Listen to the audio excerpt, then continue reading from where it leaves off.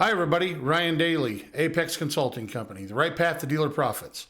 Coming to you today with an idea called the Peter Principle. It's a theory Dr. Lawrence Peter came up with in 1974, wrote a book about it. He had several clients that he had worked with in the corporate field, from banking to banking, stock market, all kinds. He worked with everybody. And one of the observations he made, and I call it a theory, it's more, he called it an observation, is what later became labeled as the Peter Principle, and he put into a book in 1974. The idea of the Peter Principle is that somebody joins our team. We hire a person, we see value in them in a certain role or position. They join our team and they do exceptionally well in that role or position that we gave them initially. Excuse me. They do exceptionally well, and so as gratitude from the company or, an attaboy, we inherently promote them to the next level. We keep bringing them up in the organization. They go to the next level. They do well, right? They're competent in that position, not nearly as competent as they were in the previous position, but competent enough to get notice. We lose a person. We have to replace a person. We add a role, whatever it might be. And I really like to use this methodology when I'm talking about the Peter Principle. Somebody that is really good at following policy and procedure may not necessarily be the best person to write policy and procedure. So we have John Doe or Jane Doe, who's phenomenal, and we love them. And they've always followed the rules. They've always gone by policy and procedure the entire time. And all of a sudden, we have an opening for somebody to write policy and procedure. So we promote John or Jane Doe because they've done such a good job to write policy and procedure. Well, one skill set doesn't lend itself to the other.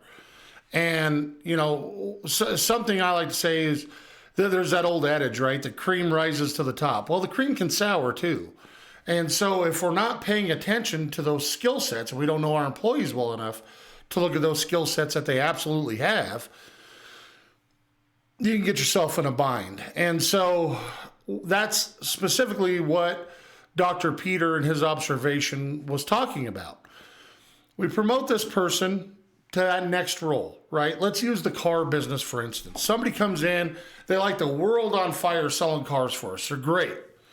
They're selling, 20, 30, 40 units a month, and they're doing a great job. They're a great talker. They're motivated, super work ethic. They build rapport real quick. So we take that and we say, okay, you're really good at this. We need a finance manager, right? So you're the next logical choice. So just because they're really good at talking to people and they have that great work ethic and they're doing things the right way and they've been exceptional and overly competent in a sales role, we put them in the box. They go in the box. They don't get nearly as many touches with our customers as they did before, which we want because they have perfect CSI. They don't get nearly as many touches, and we put them in the box and we expect them to excel there as well. Let's say they go in there and they do a good job, right? Not as good as they did on the sales floor, but they do a good job. And they're in finance for a couple years, spinning paper for us, and they can sell the intangible as well as they sold the tangible. We're probably losing deals on the sales floor, not having this exceptional human being out there in the public eye selling cars for us.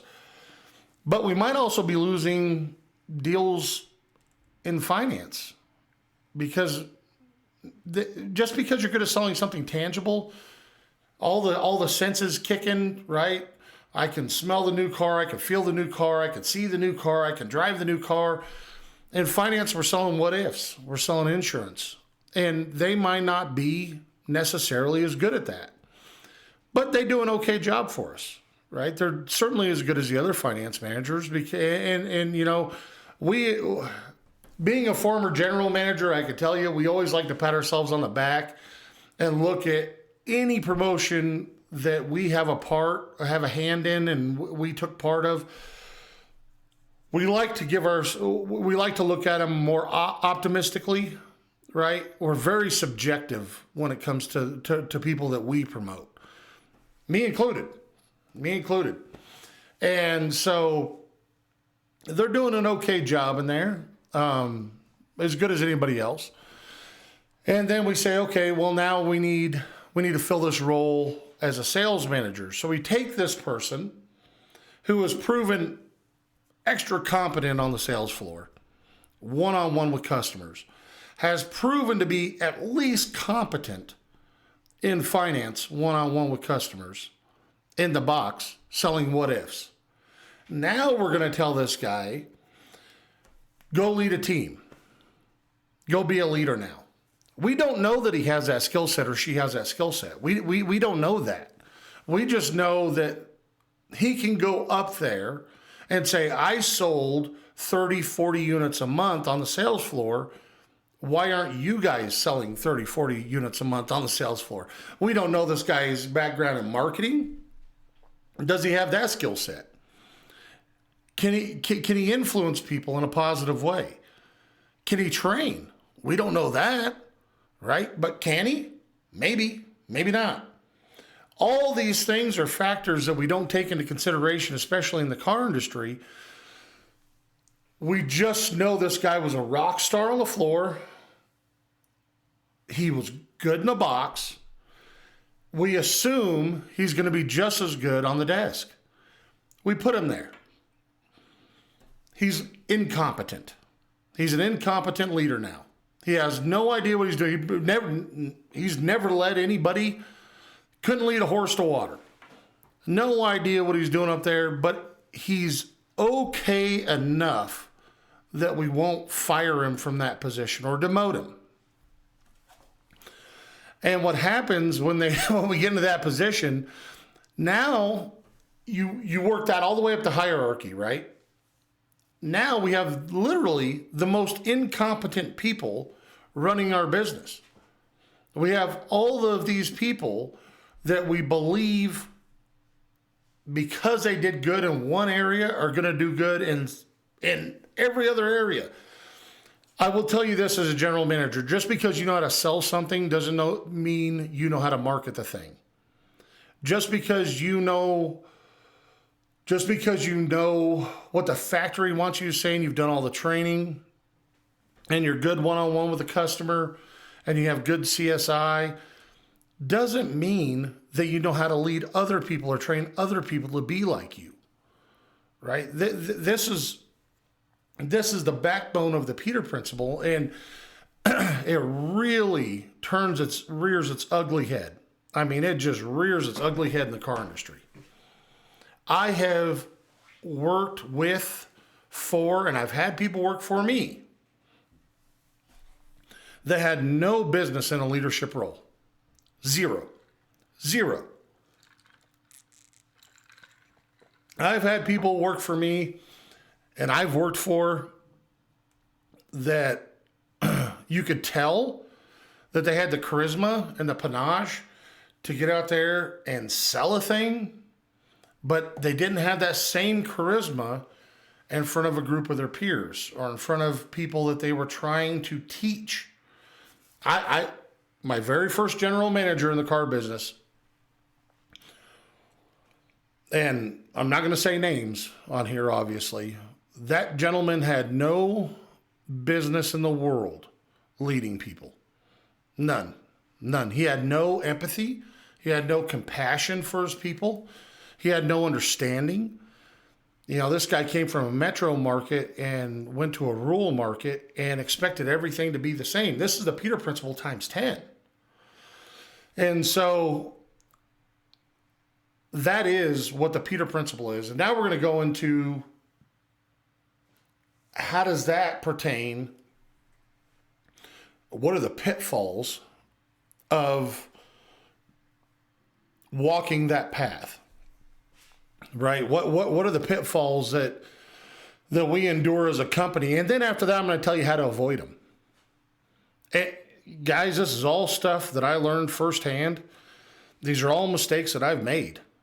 And I was told one time by a man much smarter than me, I would much rather rent a mistake than buy it. This is me paying for the mistake that you don't necessarily have to make. And that's what you get with Apex Consulting. I've made these mistakes. And, you know, there's going to be some freebies like this out there. I can guide you down the path, and I promise you I will make your business better just by watching the freebies. But behind the paywall, the membership, there I get real in depth on a lot of this stuff. And you know, none of this is super formal. I'm not a super formal guy.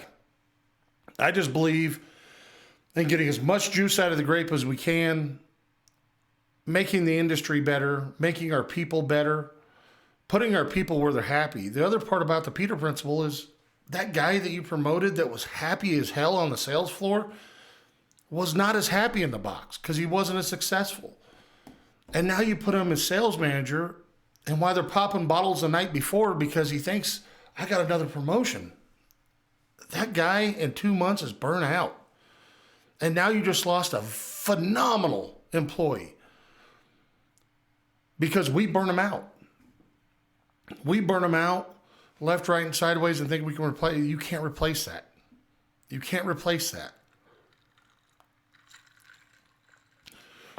We put him into a position that he felt like he had to take. No one turns down a promotion. We put him in a position that he felt like he had to take. And everybody's proud of him until nobody's proud of him. Like I said, the cream rises to the top until it sours. Our job as industry leaders is to make sure that cream never sours. We turn that cream into some of the greatest recipes in the world. And that's what we should be striving for. So I'll get off my soapbox for a minute. Peter Principle. Understand it. It's pretty easy to understand, you know, psychologically. It's easy to understand. You've seen it in your own organization. I don't care who's watching this. I don't care if you're a lube tech. I don't care if you're a salesman. I don't care if you're a sales manager. I don't care if you're a GM. You've lived this. You've lived the Peter Principle in this industry. 100% I guarantee it. Even if you just started 3 weeks ago, you've seen this. So stand by, and we're going to go over the pitfalls of the Peter Principle and why it should be avoided.